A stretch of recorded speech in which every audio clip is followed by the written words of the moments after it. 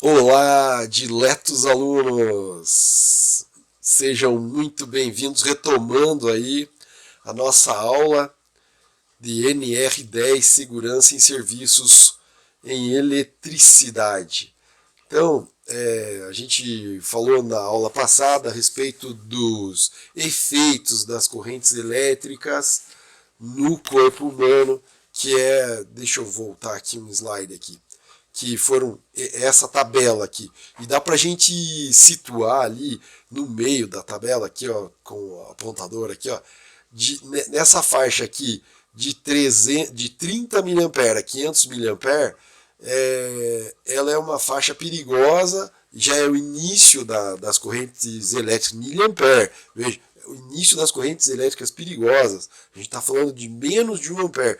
30 miliampere, 30 milésimos do ampere. Então são faixas que elas podem ficar no máximo, né, em 200 milissegundos, é menos de um segundo. Então são correntes perigosas e tem a agravante ainda do tempo que elas podem ficar percorrendo o nosso corpo. Então, falamos sobre o DR, não é aula de eletricidade aqui, mas eu queria lembrar você do dispositivo que pode minimizar essa ação da corrente elétrica em função da intensidade da corrente e do tempo. E o ODR é esse dispositivinho aqui, é bem clássico em instalações mais modernas. Nas instalações antigas provavelmente não tem. É novidade para os eletricistas, porque eu estou na área e eu conheço os meus alunos, as pessoas com quem eu converso. E por isso que eu estou apresentando aqui para você e me delongando. Vai ser tópico, vai ser assunto do nosso curso nas próximas aulas, mas gostaria de já dar uma introduçãozinha aqui, uma ideia. Veja aqui, ó, a corrente que ele percebe. O que é o DR? É um dispositivo diferencial, né? É um dispositivo diferencial residual, que está escrito ali, inclusive, está escrito na nossa tela ali. Mas o que ele percebe? Ele percebe a diferença entre a corrente que está entrando e a corrente que está saindo. Ele tem uma espécie de um transformadorzinho aqui de corrente e ele percebe o quanto entrou e o quanto voltou pelo outro caminho. Ah, mas a eletricidade alternada. Sim, tem uma hora que vem por aqui e volta por aqui. Mas ele percebe essa diferença e essa diferença de a mínima, aí, o DR mínimo que a gente encontra no mercado é de 30 mA. Então ele percebe essa diferença aí de até 30 mA, que é uma diferença muito boa, aí, é uma diferença pequena, que é dentro dos limites daquela tabela que a gente falou agora há pouco. Então veja que na carcaça dele eu tenho DR para 30 mA, que é de uso residencial. Onde que eu devo aplicar DR?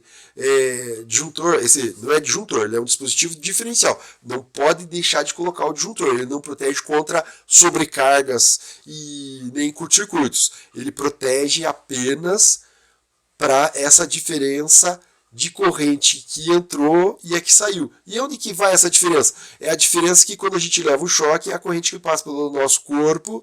Então ele percebe que fora do circuito uma corrente elétrica migrou para um outro caminho. E esse outro caminho é o nosso corpo, Terra. Então ele percebe quando alguém levou um choque, basicamente. A gente vai falar mais sobre isso para frente. E ele tem para 30 mA, ele tem para 100 mA, ele tem para 300 e tem para 500 mA. Onde é que é esse de 30? Normalmente nas residências que os circuitos são pequenos. E o de 100? Normalmente em comércio onde os circuitos são um pouco mais longos, restaurantes. E onde que é o de 300 e o de 500? Na indústria, nos equipamentos, as máquinas são de vários circuitos, então ele percebe outros circuitos. Mas agora voltando para o nosso... ele pode ter de mono e bi ou tripolar. Então vamos voltar aí para o nosso assunto, que é segurança. Próximo slidezinho. Consequências do choque elétrico dinâmico. Então, quais são as consequências? elevação da temperatura dos órgãos, agora falando em segurança, agora vamos voltar para o nosso tema que é NR10. Então, elevação da temperatura dos órgãos devido ao aquecimento produzido pela corrente do choque. Então, essa é uma das consequências. E daí, se elevar essa temperatura, o que pode acontecer? Danificar, cozinhar por dentro. Usando o termo bem feio aí, vamos cozinhar por dentro. É uma das consequências do choque elétrico. O que você quer fazer? Deixar você com medo, claro. Deixar você com medo do choque. Não é brincadeira. Tetanização dos músculos, rigidez. Você pode ficar com a tua mão rígida. Tetanizou os músculos. E eu conheci pessoas que tinham paralisia na mão porque levaram choques elétricos, né, com alta tensão. Superposição da corrente elétrica nas correntes neurotransmissoras, ou seja, ele pode acabar com alguns neurotransmissores teus, você pode ter problemas aí, né? E essa superposição de correntes pode causar você em movimentos bruscos aí, ou seja, se você está numa escada ou em cima de uma estrutura metálica e levou um choque, você pode ter um movimento brusco e cair. Isso já aconteceu. Eu já ouvi relato de aluno meu que aconteceu. A gente sabe que isso pode acontecer. E o aluno meu ele sofreu mais com a queda do que tanto com o choque. Então foi um choque de pequena monta, porém a queda deixou ele mais de um mês desacordado. Então isso pode acontecer. Ficou entre a vida e a morte. O que mais? Comprometimento do coração. A gente vai falar um pouco mais aí também sobre a tal da fibrilação. A corrente elétrica, quando passa, dependendo do percurso, meu coração está do lado de cá. Opa. Se eu encostar em alguma coisa com essa mão e a corrente que percorrer pelo meu coração, ele pode dar uma disritmia no meu coração, o que eles chamam de fibrilação, e você pode entrar em choque, uma arritmia, que não vai acabar não oxigenando o teu cérebro, você vai ficar bem mal, e daí é por isso que tem que ter um equipamento lá para botar o coração de volta no passo dele, no compasso, que é o desfibrilizador. Isso é uma das coisas também. Efeito da eletrólise. Quando a corrente elétrica passa pelo nosso sangue, ela vai aquecer e vai mudar as qualidades, as características do nosso sangue. Comprometimento da respiração, porque ele paralisa os nossos músculos. Então ele pode paralisar o músculo do coração. Comprometimento de outros órgãos, como rim, cérebro, vasos, órgãos genitais e reprodutores. Nem vamos entrar muito nesse assunto aí, porque imagina se levar um choque na genitália, né? Mas como que eu levo um choque? Se você tiver, a gente vai falar sobre tensão de passo nas aulas, na sequência aí das aulas. Então, as sequelas estão relacionadas ao choque em função também do tempo e da corrente, né? Da intensidade da corrente. Vamos para o nosso próximo. Os choques dinâmicos podem ser causados pela tensão de toque ou pela tensão de passo. Agora a gente vai entrar em dois assuntos aqui super importantes, que é tensão de toque e tensão de passo. Meu Deus do céu, o que é isso? Tensão de toque. Lembra lá que a gente tinha, agora já estava modernizado, aqui em Curitiba, a gente tinha uma chamada Avenida das Torres. Se você já veio para Curitiba, mora em Curitiba, ou já passou por aqui, mas talvez na tua cidade você vai ver essa aqui é uma rua clássica aí, onde as torres de alta tensão de 69, né, 69 mil, torre de 69 mil, estão passando aqui graciosamente ao longo de uma rua. E daí? Daí é que entra o nosso assunto, tensão de toque. Nós temos aqui o nosso bonequinho ali, né? Vamos ver aqui a nossa estrutura metálica aqui que suporta os cabos de alta tensão, e entre essa estrutura aqui e a nossa rede aqui, os nossos cabos e a terra, a gente tem uma diferença de potencial bem grande aí, né? Tá passando 69 mil volts aqui e eu tenho uma diferença de tensão que ela é expressiva, né? E se der problema em um isolador aqui, se acontecer por um acaso de um isolador desses ficar com baixa isolação, o que pode acontecer? Né? Esse isolador aqui acabou tendo baixa isolação. Vai acontecer que vai ter uma corrente elétrica circulando pela torre. Essa corrente elétrica pela torre, ela vai para o terra. Essa torre está aterrada, com certeza. E ela tem esse caminho. Porém, a torre, devido aos parafusos, devido à estrutura, e devido essas características aí do metal, ela apresenta uma resistência elétrica. E ela forma um circuito elétrico. E esse circuito elétrico é como se a gente tivesse vários resistores em cada emenda aqui. Eu tenho um resistor em cada trecho da torre. É como se eu tivesse um resistor. E esse resistor, eu estou olhando aqui para o lado da minha tela aqui, para eu poder desenhar. Esse resistor, ele tem uma conexão, porque ela está toda conectada com de metal, aí ela é toda conectada. E esse resistor aqui forma um circuito com terra. E vai acontecer que tem uma corrente elétrica circulando aqui. Essa corrente elétrica pode ser de pequena monta, então ela tem aqui esse caminho. Porém, a tensão que está aqui, ela se divide por esses resistores, é um divisor de tensão. Você estudou lá no seu curso de eletricidade, divisor de tensão. E nesse trecho do curso aqui, da corrente elétrica, ela vai ter uma queda de tensão em relação à terra. Ao você tocar num desses pontos aqui da torre, é uma torre, vamos dizer, de 15 metros, então se você tocar aqui no primeiro terço dela aqui, nos primeiros 5 metros, ou no primeiro metro, vai acontecer de essa tensão que está aqui ter força suficiente para impulsionar uma corrente por você, e essa corrente elétrica vai se dividir, vai ter um outro caminho, que vai ser o nosso corpinho em direção à terra, porque o nosso pezinho também está ligado na terra. Então, essa é a tensão do toque. É uma diferença de potencial que fica nas estruturas, ao longo da estrutura, que não é a tensão inicial aqui, porém é uma queda de tensão suficiente para gerar uma corrente elétrica que pode causar um choque elétrico. Eu queria mostrar para você uma outra situação aqui, que são os motores elétricos. Eu peguei lá no site da WEG esse motor elétrico. Ele aí na foto parece pequeno, mas ele tem 1,40 m, 1,5 m mais ou menos, do topo até a base. E essa é uma outra situação de tensão de toque. Mas e aí? Aí que esse motor trabalha com 4.000 volts, 6.000 volts. São motores grandes, de grande potência.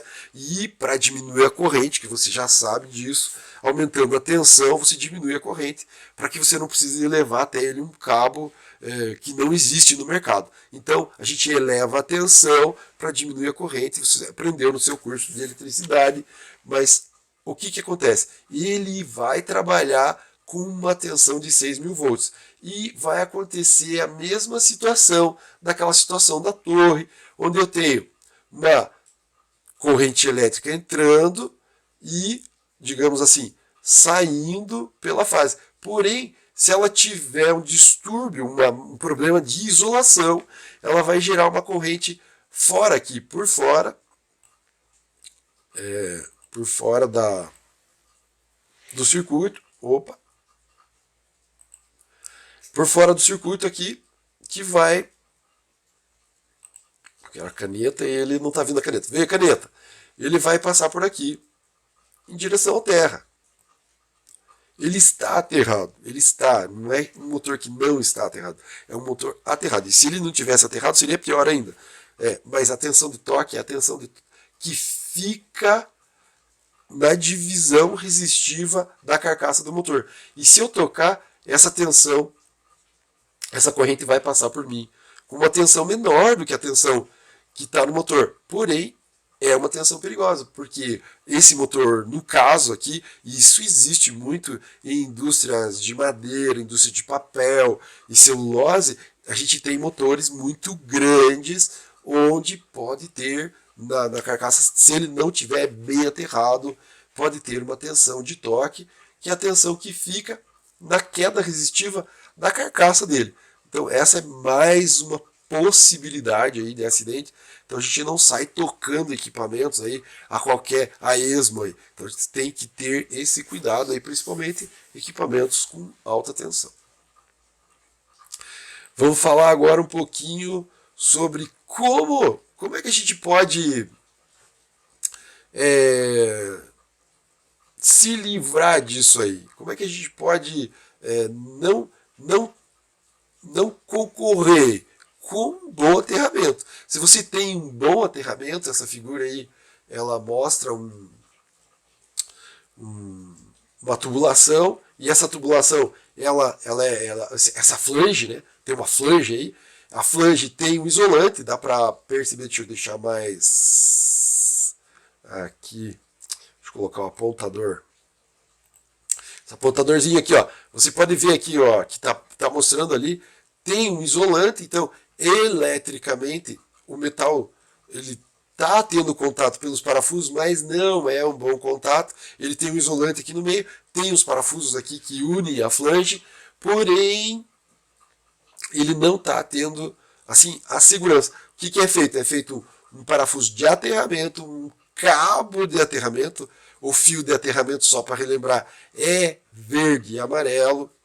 Então, aqui já está dentro, bem certinho da norma.